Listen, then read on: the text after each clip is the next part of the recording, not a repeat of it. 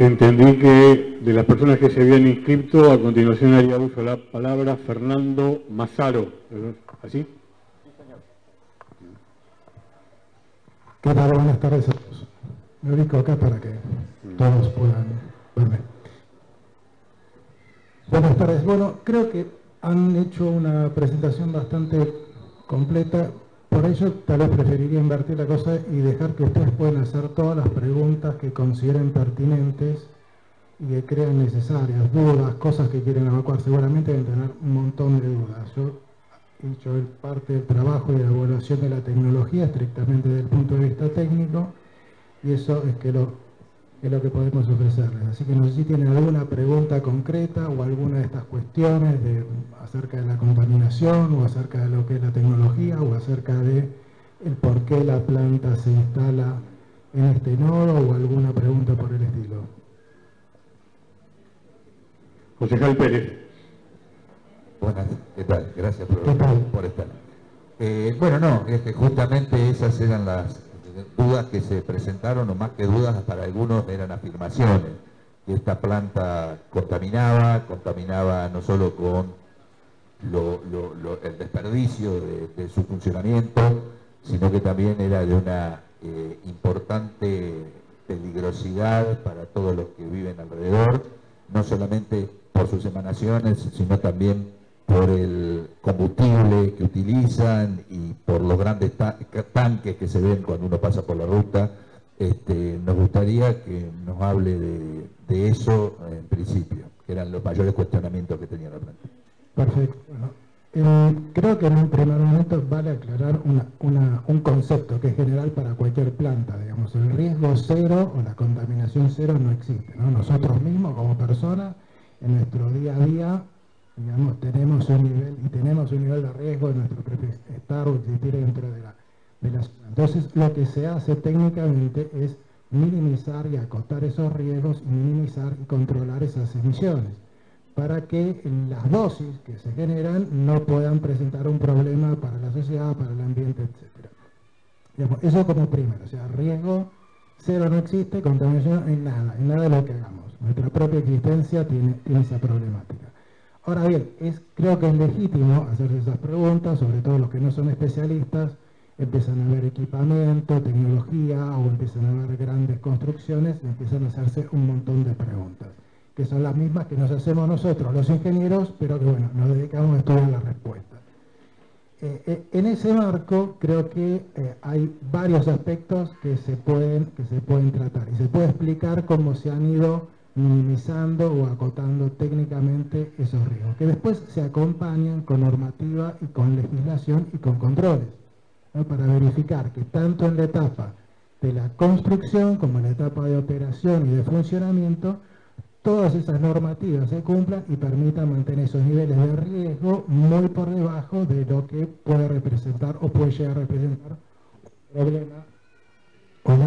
un problema para, primero, la gente que está trabajando en el lugar. Digamos, no hay que olvidarse que son los que primero están expuestos por cualquier eventualidad que haya en esas plantas en general y en esta en particular. Y luego para la población que está circundante. Entonces, en ese aspecto, primero creo que se ha mencionado dentro de lo que es la generación en sí, no es que en Luján va a haber una planta generadora de energía eléctrica, sino va a haber una planta que va a suministrar energía en momentos o digamos, horarios, picos de consumo dentro del día. Entonces, no es una planta de generación permanente. Las plantas que generan en forma permanente se llaman plantas de base, y esas están funcionando 24 horas al día. Entonces, el simple hecho de tener la planta funcionando un promedio de 8 horas diarias, como máximo, hace que cualquier nivel de emisión, etcétera, se reduzca en principio a la tercera parte, con lo cual ya son plantas que tienen menos complejidad. El segundo factor es que la planta tiene una potencia muy chiquitita, o sea, una planta que genera energía eléctrica de base tiene alrededor de 1000 megavatios. Esta planta tiene alrededor de 150. O sea, estamos hablando de plantas que tienen en promedio entre 5 y 10 veces menos potencia que una central de base, con lo cual ya tenemos 3 veces menos y ahora a su vez 5 a 10 veces menos. Con lo cual ya ven que en proporción los posibles niveles de emisiones, ahora vamos a ver si hay o no hay, pero digamos lo que puede haber es muy pequeño, porque es una planta que funciona puntualmente cuando la red, cuando los nodos empieza a bajar la tensión, porque hay muchos consumos, entonces en ese momento como inyectar de una planta de alta potencia a gran distancia no alcance, perturba todo lo que pasa en la red, se generan los nodos donde se da ese problema. Entonces el Ministerio de Energía y Minería terminó que uno de los nodos, uno de los 29 nodos que hay en la provincia de Buenos Aires es el de Luján. Luján tiene ese problema de fluctuación de tensión, entonces hay que generar, en el momento en que esa potencia o esa energía está disminuyendo, ahí es cuando hay que generar. Por eso se planta esta planta en este lugar. Entonces, eso como marco. En función de eso, digamos, lo que tiene que ver, por ejemplo, con los consumos de agua, que es una cosa que recurrentemente suele ser una, digamos, una preocupación. Claro, si la planta es muy chiquita y tiene periodo de tiempo muy corto de funcionamiento, los consumos de agua son muy bajos. ¿Y para qué se usa el agua? Pues esta es una cosa muy interesante. El agua se usa para inyectarla junto con el gas natural o con el combustible líquido adentro de las turbinas. ¿Con esto qué se logra? Se logra enfriar la mezcla y con ese enfriamiento los gases de escape de la turbina bajan de casi 600 grados a menos de 500. Con esa reducción de temperatura, la emisión de dióxido de nitrógeno y otros compuestos, que son los que generan, digamos, la, entre comillas, contaminación ambiental, se reducen drásticamente hasta niveles muy bajos, que están muy por debajo de lo que la legislación nacional requiere.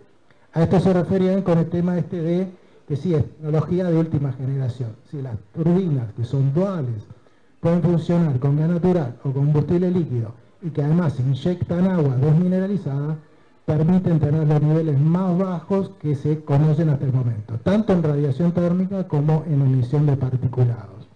Con lo cual tenemos muy poquito tiempo en la planta funcionando y además cada vez que funciona lo hace con mucho menos particulado que cualquier otra planta. Con lo cual, digamos, por ese lado el riesgo está minimizado, ¿no? Lo que sí falta ver es, cuando la planta esté construida y funcionando, que se controlen esos niveles de emisión.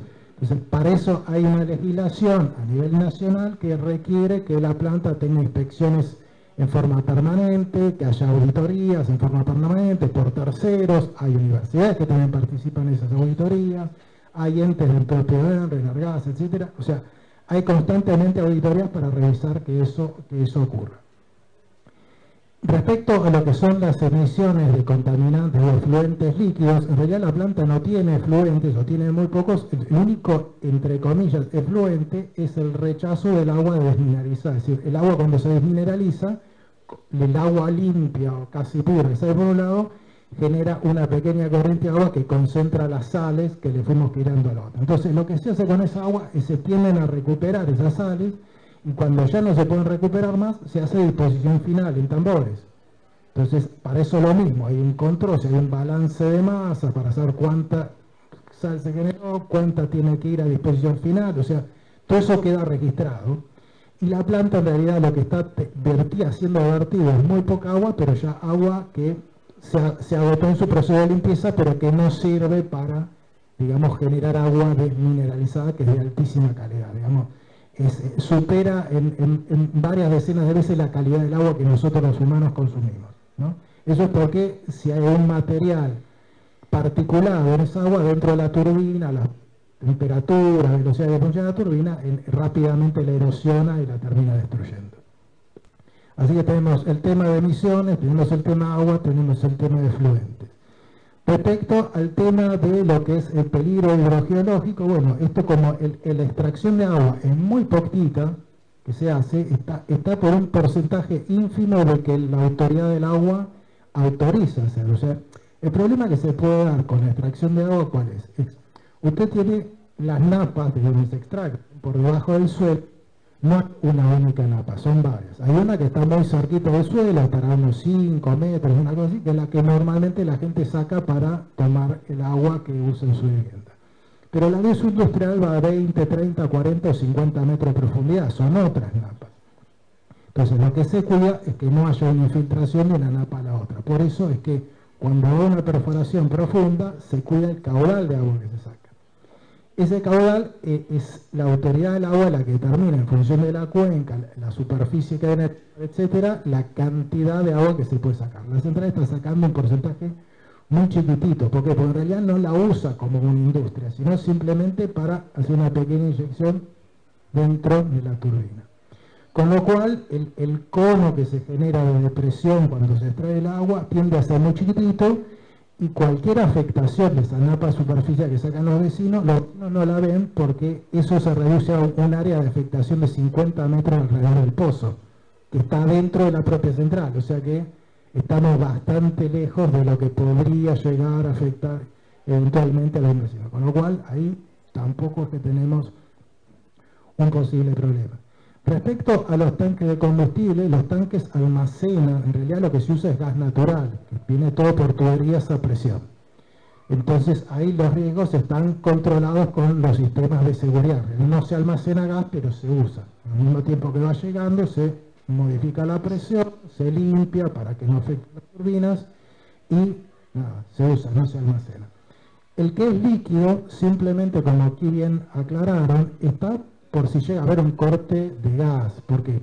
Porque trabajar con combustible líquido es muchísimo más caro que trabajar con el gas natural, ¿no? Porque el gas tiene mucho vapor calorífico en esa presión, es mucho más económico, no tiene acero de venta. O sea, a la central a ninguna central en realidad le conviene trabajar con combustible líquido. Simplemente está porque si Camesa determina que le da prioridad a los usuarios en invierno y le dice a la central, bueno, usted ahora no le va a dar gas, pase a usar el combustible líquido y se le sale más caro, problema suyo. Bueno, entonces para eso tiene un par de tanques en reserva, que en realidad lo que ustedes están viendo es un tanque que tiene suficiente capacidad para que la central funcione una semana sin reaprovisionamiento.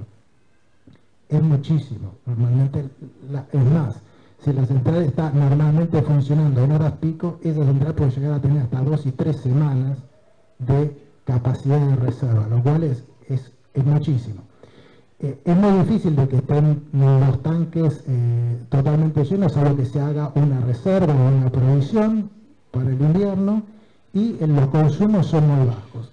Los tanques están almacenados a presión atmosférica, así que no son tanques a presión, no son tanques de gas licuado como se puede ver en otros lugares, con lo cual los riesgos son muy bajos y lo que se almacena es diésel, que es un combustible muy estable.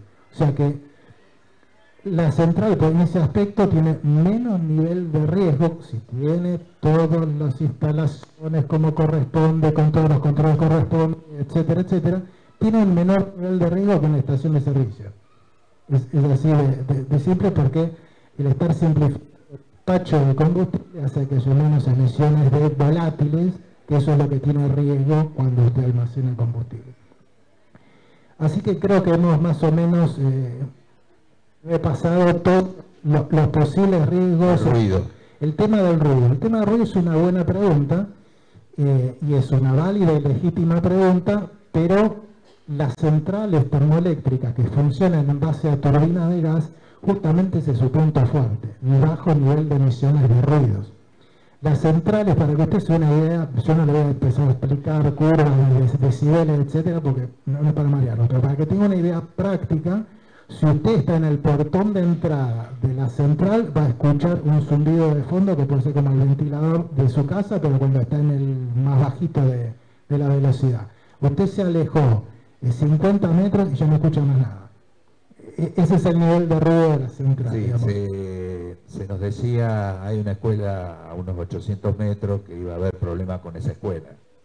Yo le puedo garantizar de que, es más, creo que si no lo han hecho, se puede hacer la invitación para que la central está puertas abiertas para que ustedes puedan, digamos, ver y cotejar esto en la práctica. De hecho, uno de los que tiene el poder de policía en la aplicación, el control de todas estas normativas es el mismo municipio. Entonces, creo que está bueno que puedan, digamos, ir, verlo y cotejarlo ustedes mismos en la central o ver otras centrales de funcionamiento.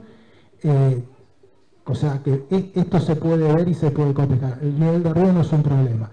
El único nivel de ruido que simplemente hay que tener una precaución, y la empresa ya lo ha hecho en función de estos estudios, es cuando hay periodo de cargas en camiones de los tanques de combustible. Si hay una carga nocturna, porque hay que asegurar la provisión, en realidad no es la central, sino son los camiones que pueden estar. Entonces, Para que esto tampoco sea un problema, en base a este estudio se limitó la cantidad de camiones que pueden circular por hora para alimentar la central.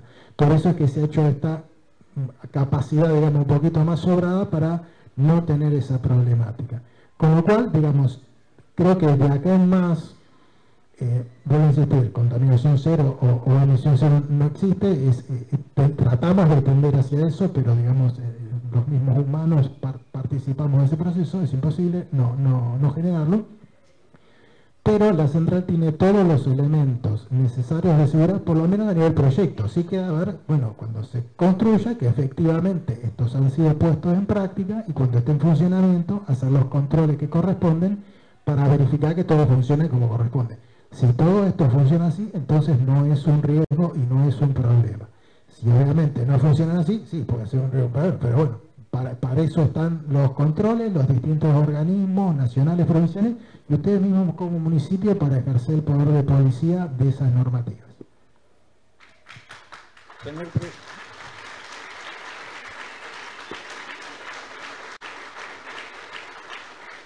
Señor presidente.